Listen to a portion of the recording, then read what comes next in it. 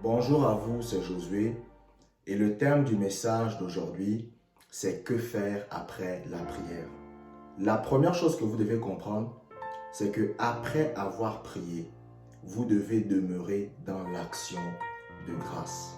Une des plus grandes erreurs que la plupart des chrétiens commettent en ce qui concerne la prière, c'est le fait de revenir chaque fois demander la même chose à Dieu. Par exemple, vous allez voir une personne qui cherche à avoir le travail. Il dit, Seigneur, donne-moi le travail, je suis au chômage depuis 3 ans. Et qu'est-ce qui se passe? Cette personne va revenir le lendemain pour redemander encore la même chose. Mais ce qu'ils ne comprennent pas, c'est que lorsque vous priez, après avoir demandé quelque chose à Dieu, vous ne devez pas revenir sans cesse lui redemander la même chose. Mais vous devez maintenant être dans l'action de grâce. Je me rappelle d'une femme qui m'avait contacté parce qu'elle avait des problèmes au niveau de la gorge. Les médecins lui avaient dit que vraiment elle avait des problèmes au niveau de la gorge et il fallait qu'elle suive un traitement. Et elle a commencé à prier. Elle a dit, Seigneur, guéris-moi, enlève ce problème de gorge. Et après, elle commençait à toucher. Elle disait, le problème de gorge n'est pas parti. Le lendemain, elle revient, elle recommence. Au bout d'1 mois, elle a vu que les changements ne se produisaient pas. Qu'est-ce qu'elle maintenant, elle a fait? Elle a dit, c'est sûr qu'il y a un problème. C'est pour cela que vous devez comprendre que dans la vie, vous devez apprendre à vous remettre en question. Vous savez, Albert Einstein, il a dit, la folie, c'est faire à chaque fois la même chose et s'attendre à un résultat différent. C'est ça qu'on appelle la folie. La folie, c'est quelqu'un qui fait une chose, ça ne donne aucun résultat, mais il continue à le faire. C'est ça la définition de la folie selon Albert Einstein. Et il y a des chrétiens qui sont comme ça. C'est-à-dire qu'ils prient d'une certaine manière, ils n'obtiennent pas les résultats, mais ils continuent à prier de cette façon. Il y a des chrétiens qui vont voir qu'ils sont dans les histoires de malédiction générationnelle depuis des années. Pourtant, leur vie ne change pas, leur vie ne progresse pas. Il n'y a rien qui va de l'avant, mais ils continuent à persévérer dans ça. Je me rappelle une fois, j'étais allé dans une église il y a très longtemps. Et quand j'étais allé dans cette église-là, il y avait un homme de Dieu, il aimait parler sur les autels sataniques et tout. C'était un homme de Dieu que je ne connaissais pas, je ne le fréquentais pas, je ne connaissais même pas son nom. Et je ne savais pas qui c'était. Mais j'étais allé dans son église. Et vous savez, dans mon pays d'origine, au Gabon, à Libreville, c'est un enseignement populaire. Les autels sataniques, les autels démoniaques, briser la sorcellerie, tout. C'est un enseignement populaire. Et ce monsieur-là, il avait plus de 40 ans. Et il était en train de prêcher. Et il a dit, depuis l'âge de 20 ans, je cherche ma délivrance. J'ai dit, mais c'est pas possible. Comment depuis 20 ans, tu persévères dans un même chose? Depuis que tu as l'âge de 20 ans, aujourd'hui tu as plus de 40 ans. Tu persévères dans une doctrine qui pourtant ne te donne pas des résultats. Donc c'est la même chose dans le domaine de la prière. Lorsque vous priez, vous devez apprendre à vous remettre en question. Et c'est ce qui s'est passé avec cette dame. Cette dame continuait à prier. Après un moment, elle s'est rendue compte que non, il y a un problème. Après un jour, elle a suivi l'une de mes vidéos. Et quand elle a écouté l'enseignement, elle a compris que après avoir prié, elle doit rendre grâce. Donc qu'est-ce qu'elle a fait? Elle est venue, elle a dit, Seigneur, je te demande de me guérir de mes problèmes de gorge au nom de Jésus. Et le lendemain, quand elle est revenue, au lieu de venir redemander encore à Dieu de la guérir, ce qu'elle a fait tout simplement, c'est remercier le Seigneur. Elle a dit, Seigneur, je te remercie de ce que mes problèmes de gorge soient guéris. Je te remercie de ce que je n'ai plus de problèmes de gorge. Quand elle est encore revenue la prochaine fois, elle a encore remercié. Et elle a fait ça pendant une affaire de 1 mois. Quand elle est retournée chez le médecin lui a dit, mais je ne comprends pas ce qui est en train d'arriver. La dame a dit, qu'est-ce qui se passe? Et le médecin a dit, mais votre gorge est en train de guérir. Pourtant, ce n'était pas censé guérir de cette façon. Ça devait mettre des années à guérir. Mais en à peine 1 mois, sa gorge était en train de guérir de façon fulgurante. Et après, elle m'avait envoyé le message. Là où elle m'avait dit, Josué, j'ai écouté tes enseignements et j'ai commencé à remercier Dieu pour ma guérison après la prière. Et la guérison de mon corps s'est produite. Donc, après que vous ayez prié, ne revenez pas demander la même chose à Dieu. Si vous venez vous demander quelque chose à Dieu, ne revenez pas demander encore la même chose à Dieu. Il y a une maman qui m'avait contacté parce qu'elle avait des problèmes avec sa fille. Sa fille consommait de la drogue et sa fille avait disparu depuis 3 ans. Donc elle s'était disputée avec sa fille a pris ses affaires, elle a quitté la maison, elle n'avait plus de nouvelles de sa fille. Sa fille a coupé totalement les ponts. Elle ne savait pas là où sa fille était, avec qui elle était, ce qu'elle faisait. Elle n'avait plus aucune nouvelle. Et cette dame m'a contacté. Elle m'a dit, non Josué, j'ai prié pour que ma fille revienne. J'ai prié, mais pourtant rien ne s'est passé. Je lui ai dit non, c'est justement ça le problème. Après avoir prié, commencez à remercier. Et c'est ce qu'elle a fait. Quand elle a prié, elle a dit, Seigneur, que ma fille revienne au nom de Jésus. Elle a commencé à remercier Dieu. Elle a commencé à remercier Dieu. Elle a commencé à remercier Dieu. Elle a commencé à remercier Dieu. Après 1 mois et demi, sa fille lui a envoyé un message. Bonjour maman, je voulais te voir parce que ça fait longtemps. Et sa fille est revenue dîner à la maison. Donc elle a mangé avec sa fille. Elle m'a envoyé le message. Elle m'a dit, frère Josué, quand j'ai prié pour que ma fille revienne, j'ai remercié Dieu tous les jours pendant 1 mois et demi. Qu'est-ce qui s'est passé? Ma fille est revenue. Lisons Philippiens chapitre 4 verset 6. Philippiens chapitre 4 verset 6. Faites connaître vos besoins à Dieu par des prières et des supplications avec des actions de grâce. Vous voyez que ce passage biblique vous dit quoi? La Bible vous dit, faites connaître vos besoins à Dieu par des prières et des supplications avec des actions de grâce. Ça veut dire quoi? Ça veut dire qu'après avoir demandé à Dieu qu'il comble un besoin, vous devez le remercier de ce qu'il ait comblé ce besoin. Et le problème des chrétiens réside dans cette chose-là.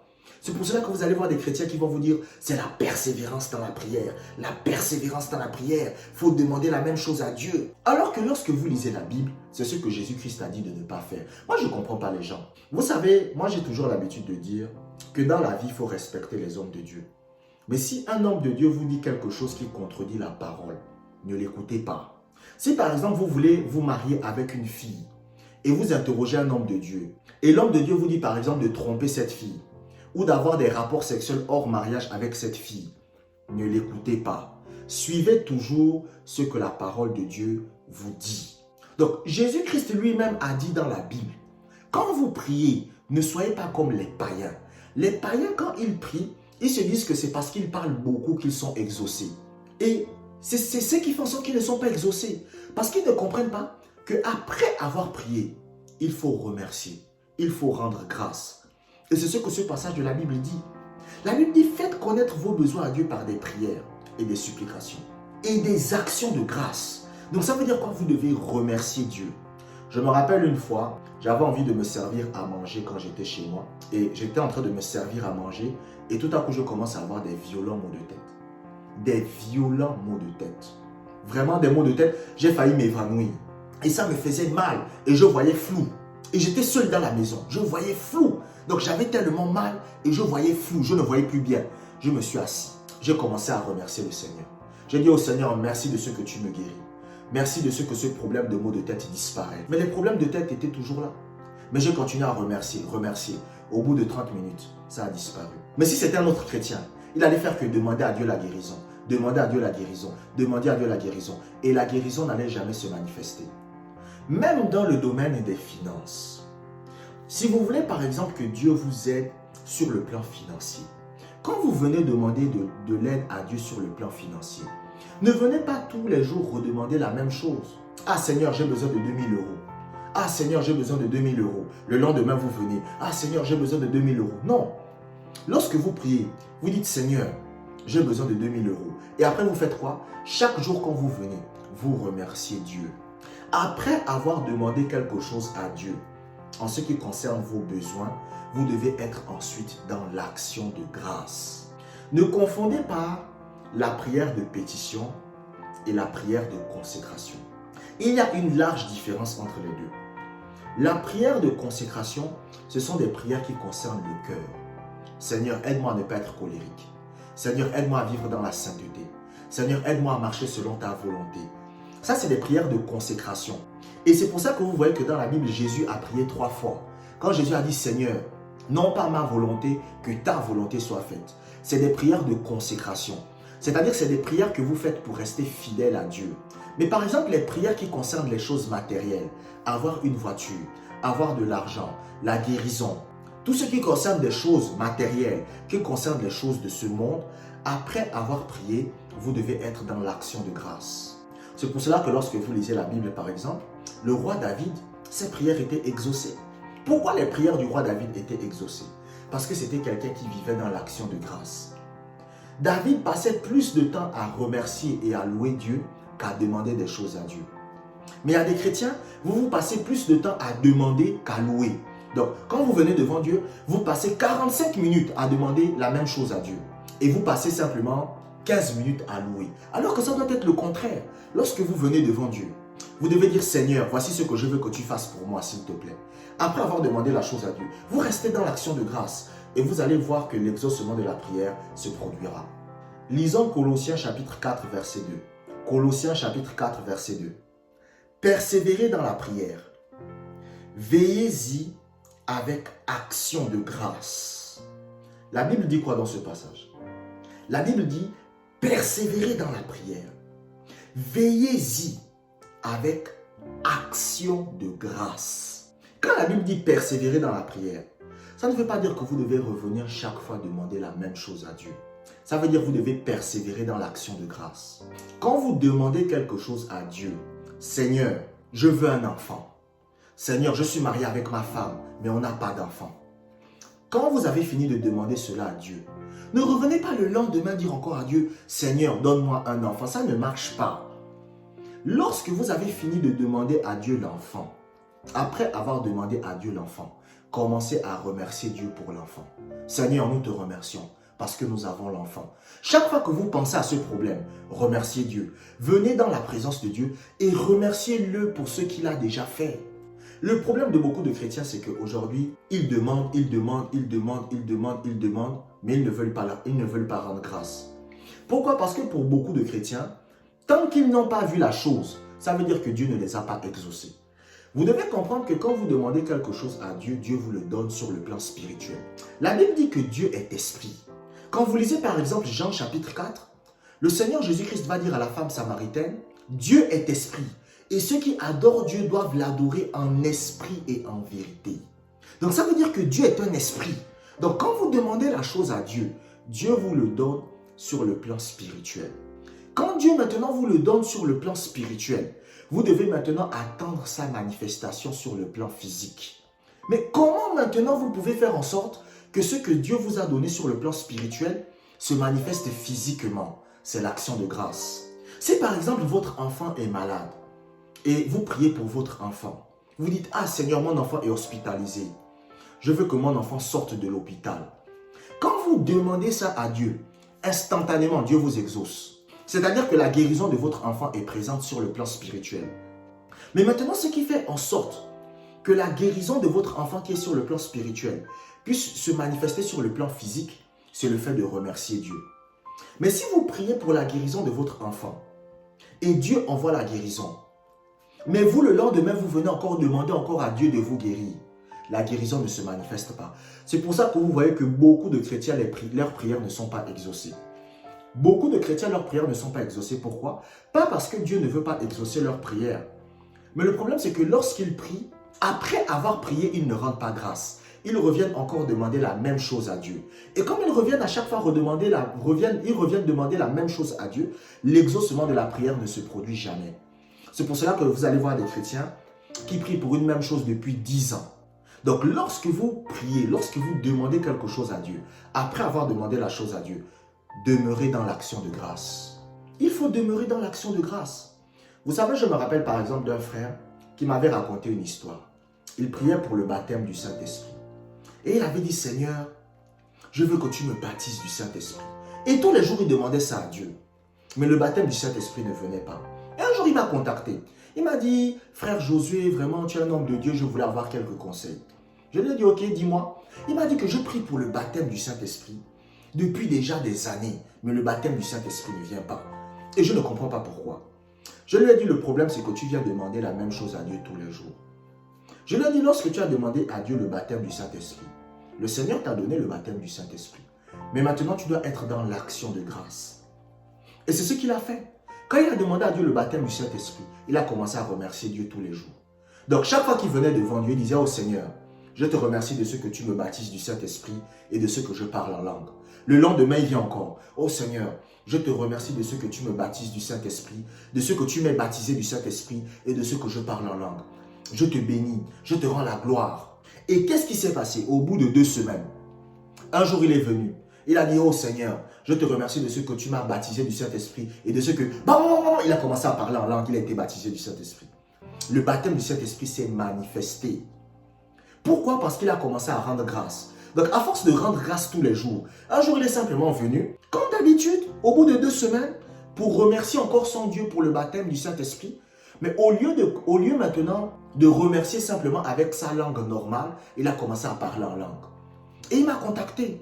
Il m'a dit, oh frère Josué, vraiment, j'ai mis en pratique ce que tu m'as dit et j'ai été baptisé du Saint-Esprit. Donc lorsque vous demandez quelque chose à Dieu, après avoir demandé, demeurez dans l'action de grâce. La deuxième chose que vous devez comprendre, c'est que après avoir prié, vous ne devez pas vous fier à ce que vous voyez. Lorsque vous demandez quelque chose à Dieu, après la prière, ne vous fiez pas à ce que vous voyez. Vous savez, je vais vous raconter une histoire qui est vraiment authentique. Une histoire qui est vraiment authentique. C'est une personne qui m'a contacté parce qu'il souffrait du VIH. Il avait le sida et c'est réel. Devant Dieu, devant les hommes, Dieu me voit. Je ne suis pas en train de vous mentir. Cette histoire est réelle. Et il m'a contacté. Il me dit, non frère Josué, je suis malade. Je lui dis, bon, tu es malade. Quel est ton problème? Il me dit, ah, en fait, j'ai une certaine maladie.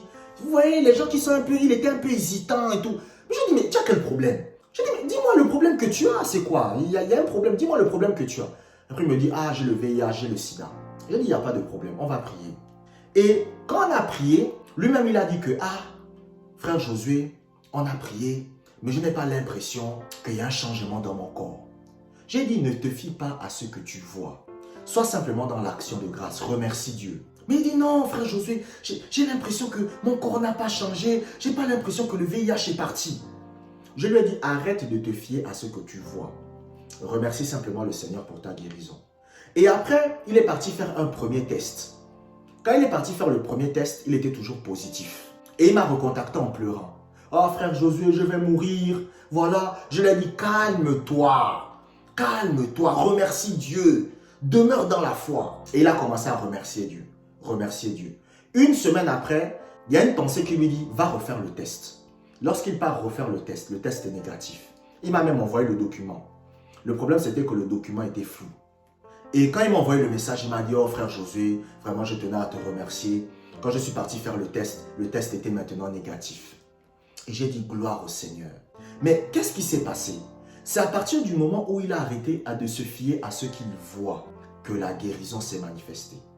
L'exaucement de la prière se manifeste quand vous arrêtez de vous fier à ce que vous voyez. C'est pour cela, je pense que j'ai décidé que je vais faire des captures d'écran. Parce qu'il y a des gens qui m'envoient des témoignages sur WhatsApp.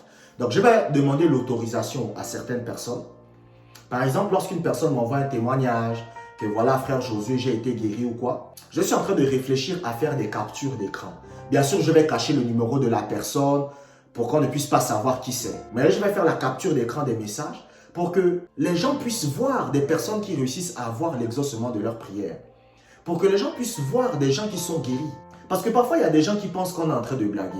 Moi, il y a des gens pour qui j'ai prié. Il y a des gens même qui eux-mêmes ont prié eux-mêmes. Ils ont prié. Ils ne se sont pas fiés à ce qu'ils ont vu. Ils ont obtenu la guérison. Ils ont obtenu des récompenses. Ils ont vu des grandes choses se passer dans leur vie. Et parfois, ils m'envoient des témoignages par message. Ils me disent, frère Josué, j'ai prié. Je ne me suis pas fié à ce que j'ai vu. J'ai remercié Dieu. Et voici ce qui s'est passé.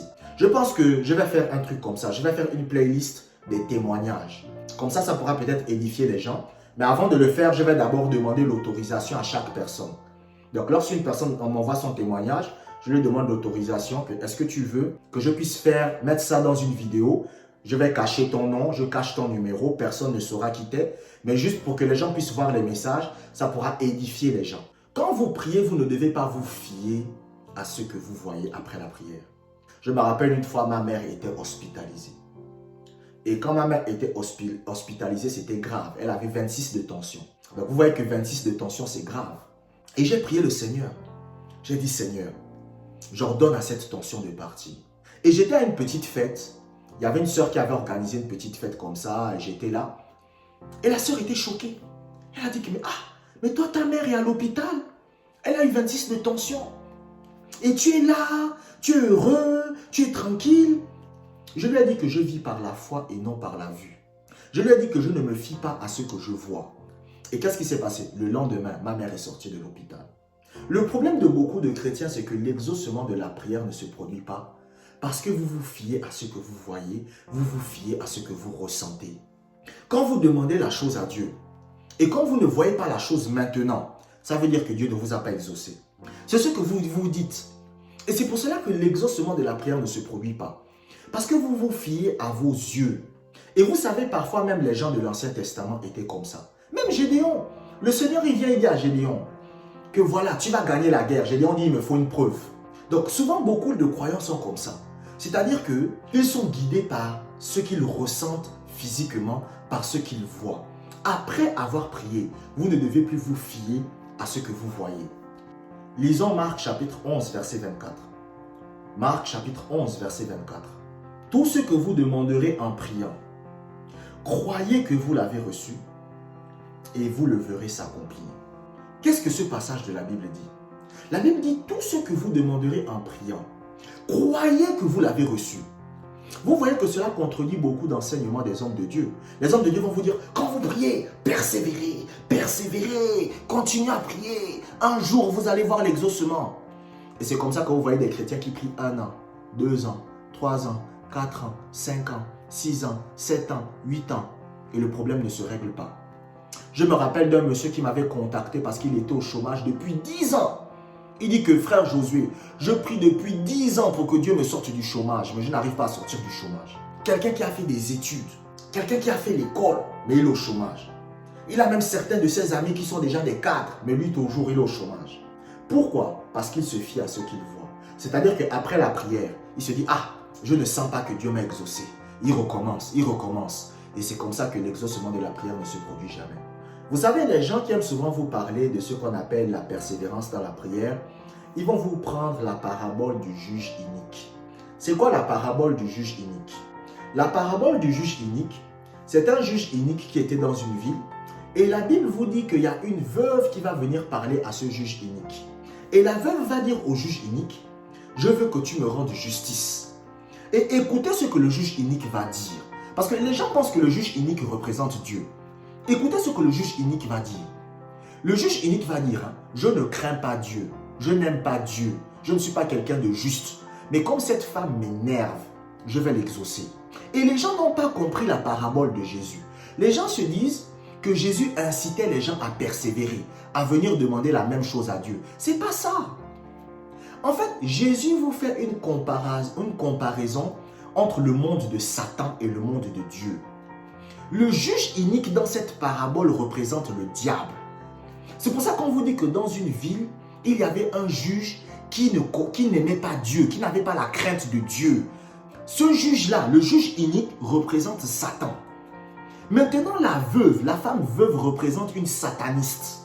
Donc, le Seigneur Jésus-Christ est en train de vous montrer une sataniste qui est en train de prier Satan. Donc, cette veuve sataniste vient devant Satan. Et elle dit à Satan, je veux que tu m'exauces. Et elle persévère, parce que Satan c'est un méchant. Satan n'a pas envie de l'exaucer. Mais elle persévère. Elle dit, oh, Satan, s'il te plaît, rends-moi justice. Vous n'avez jamais vu les gens qui vont chez les marabouts? C'est ça que le Seigneur est en train de vous montrer. Et maintenant, le Seigneur termine ce passage en disant quoi? Il dit que regardez le juge unique. En d'autres mots, il est en train de vous dire, regardez Satan. Il est en train de vous dire que regardez comment Satan exauce ses enfants. Si Satan même, qui est méchant, qui est mauvais, qui n'a pas la crainte de Dieu, exauce ses enfants, combien de fois plus vous, Dieu ne va pas vous exaucer?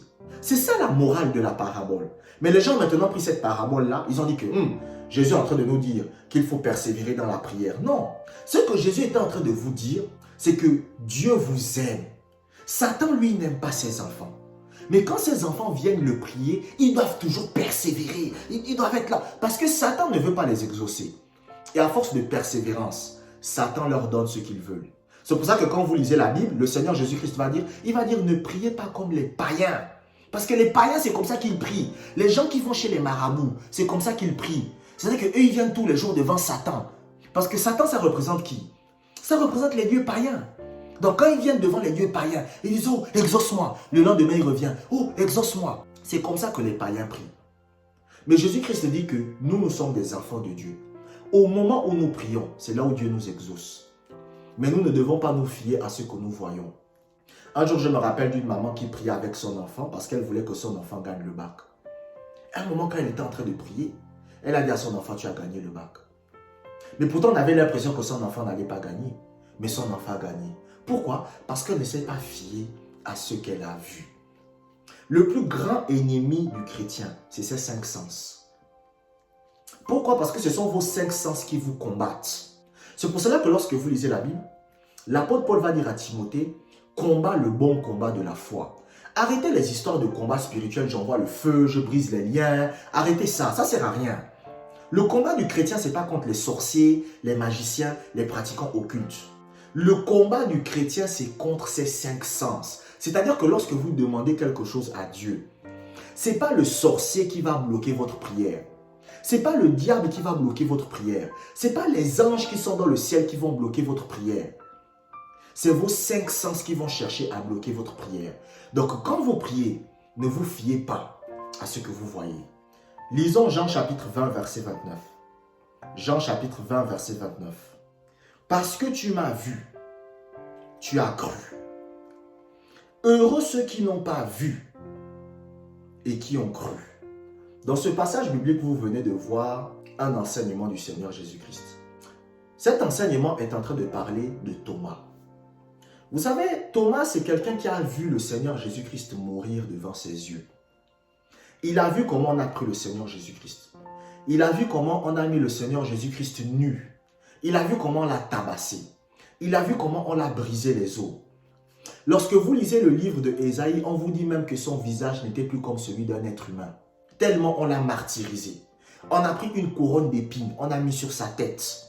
Ensuite, on l'a crucifié sur la croix. Thomas a vu tout ça.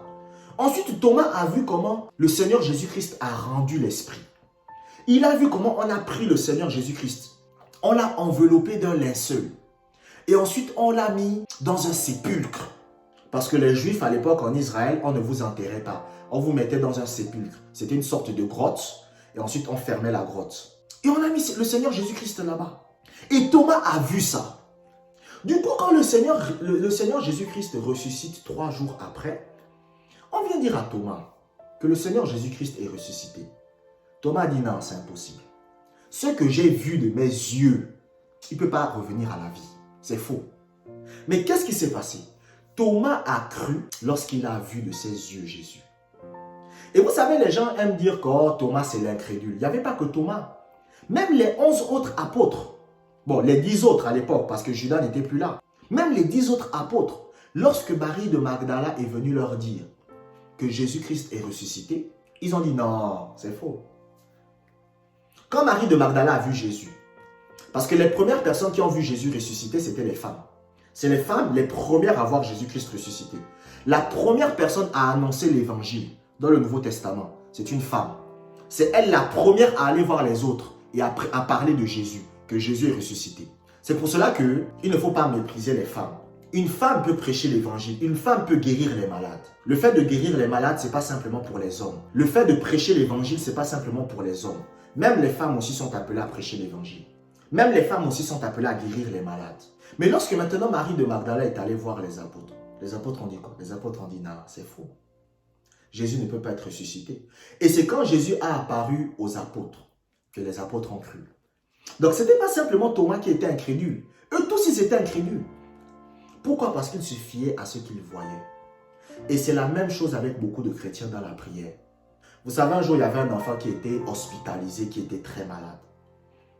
Et maintenant son père a appelé un homme de Dieu. L'homme de Dieu est venu à l'hôpital. L'homme de Dieu a imposé les mains à l'enfant. Et l'homme de Dieu a dit, ton enfant est guéri. Et le monsieur va dire à l'homme de Dieu, est-ce que Dieu t'a donné une parole? Est-ce que Dieu t'a donné un rhéma? L'homme de Dieu a dit, la Bible dit, vous imposerez les mains aux malades et ils seront guéris. Il a dit, non, mais est-ce que Dieu t'a donné vraiment une voix audible que tu écoutais? Il a dit, oui, Dieu m'a parlé. Le monsieur lui a dit, ah bon, qu'est-ce que Dieu t'a dit? Il a dit, Dieu m'a dit, vous imposerez les mains aux malades et ils seront guéris. Et l'homme de Dieu est parti. Mais le papa était un peu incrédule. Mais après, il s'est dit, non, je crois que mon enfant est déjà guéri. Il a commencé à louer, remercier le Seigneur. Et qu'est-ce qui s'est passé? L'enfant a été guéri. Pourquoi? Parce qu'il a arrêté de se fier à ce qu'il voit. Il y a un autre homme de Dieu en Afrique. Il avait sa fille qui était morte. Donc sa fille était aux États-Unis et lui, il était en Afrique. Et pendant qu'il était en Afrique, on l'appelle, on lui dit, ta fille est morte. Lui dit, non, ma fille n'est pas morte, elle va revenir à la vie. Les gens l'ont pris pour un fou. Parce que c'est ça. Vous savez, quand vous marchez par la foi, les gens vont vous prendre pour un fou. Pourquoi? Parce que vous ne vous fiez pas à ce que vous voyez. Et qu'est-ce que cet homme de Dieu l'a fait?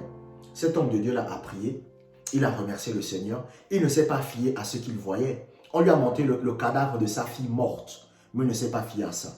Il a continué à louer Dieu, remercier Dieu. Il ne s'est pas fié à ça. Et qu'est-ce qui s'est passé? Sa fille est revenue à la vie une semaine après. Et sa fille était totalement en bonne santé. Donc quand vous priez, après la prière, ne vous fiez pas à ce que vous voyez. Ce n'est pas parce que vous ne voyez pas la chose là maintenant que ça veut dire que Dieu ne vous a pas déjà exaucé. Restez simplement dans l'action de grâce. Si vous êtes édifié par mes enseignements, si mes enseignements vous permettent de progresser spirituellement, vous pouvez soutenir mon travail tout simplement en faisant un don. Vous pouvez faire un don par PayPal, vous pouvez faire un don par Stripe, la carte bancaire, et vous pouvez aussi faire un don par Paylib. Il vous est aussi possible de faire des dons par RIA, MoneyGram ou Western Union.